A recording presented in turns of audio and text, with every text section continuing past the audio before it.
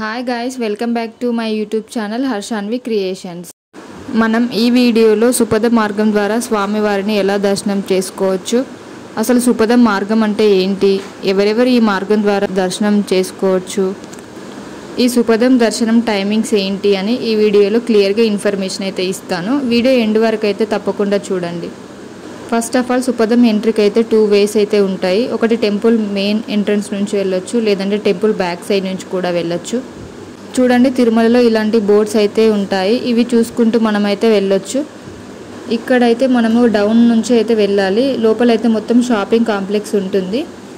ఇక్కడ కనిపిస్తుంది చూడండి, శ్రీరామ స్తూపం. ఈ స్తూపం నుంచి మనము కిందికి మెట్లు దిగుతూ లోపలికి వెళ్తే మనకి షాపింగ్ ఏరియా ఉంటుంది. ఆ షాపింగ్ ఏరియా దాటుతూ కొంచెం ముందుకు వెళ్తే మనకైతే టెంపుల్ బ్యాక్ సైడ్ నుంచి సుపథం ఎంట్రీ అయితే ఉంటుంది.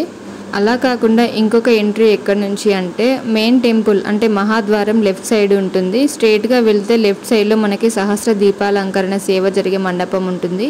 ఈ మండపం నుంచి కొంచెం ముందుకు వెళ్తే మనకైతే సుపథం ఎంట్రీ కనిపిస్తుంది. ఒకవేళ ఈ ఎంట్రీ గురించి తెలియకపోతే అక్కడ టీటీడీ ఆఫీసర్స్ కానీ వాలంటీర్స్ కానీ ఉంటారు. వారి సహాయంతో మనమైతే సుపథం ఎంట్రీ దగ్గరకు అయితే వెళ్ళొచ్చు.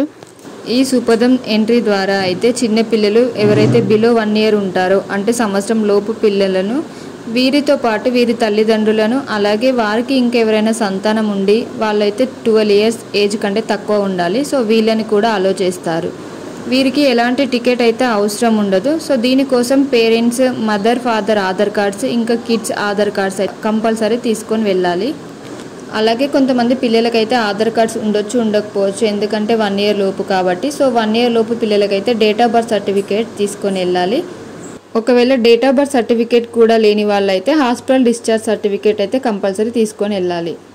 ఇంకా ఈ సుపథం ఎంట్రీ ద్వారా అయితే టీటీడీ ఎంప్లాయీ ఫ్యామిలీస్, ఇంకా అలాగే ఆర్మీ, నేవీలలో వర్క్ చేసే వాళ్ళని కూడా అలో చేస్తారు. ఈ సుపథం ఎంట్రీ టైమింగ్స్ వచ్చేసి ఆఫ్టర్నూన్ 12 PM నుంచి ఈవినింగ్ 6 PM వరకు అయితే అలో చేస్తారు. ఇంకా ఈ ఎంట్రీ ద్వారా అయితే బిలో 1 year కిడ్స్ పేరెంట్స్ని తప్ప వేరే ఎలాంటి రిలేటివ్స్ని అయితే అలో చేయరు. ఈ సుపథం ఎంట్రీ ద్వారా వెళ్ళే వారికి అయితే సుపథం ఎంట్రన్స్ దగ్గరే మొబైల్ అండ్ లగేజ్ కౌంటర్ ఉంటుంది. ఇక్కడ మొబైల్ ఫోన్స్, లగేజ్ ఉంటే డిపాజిట్ చేసి దర్శనం అయిపోయాక కలెక్ట్ చేసుకోవచ్చు. ఇంకా దర్శనానికి అయితే ఎలాంటి ఎలక్ట్రానిక్ గ్యాడ్జెట్స్ అయితే అలో చేయరండి. సో అంటే స్మార్ట్ వాచెస్, హెడ్సెట్స్ లాంటివి అయితే లగేజ్ కౌంటర్ దగ్గర డిపాజిట్ చేసి అయితే మనం వెళ్ళాలి. లోపలికి దర్శనానికి వెళ్ళేటప్పుడు అయితే మనకి టీటీడీ ఆఫీసర్స్ అయితే ఉంటారు. సో వారైతే అన్ని సర్టిఫికేట్స్, ఆధార్ కార్డ్స్ చెక్ చేసి లోపలికి అయితే పంపిస్తారు. దర్శనానికి వెళ్తుంటే అయితే కిడ్స్కి సాక్స్ అయితే అలో చేయరండి.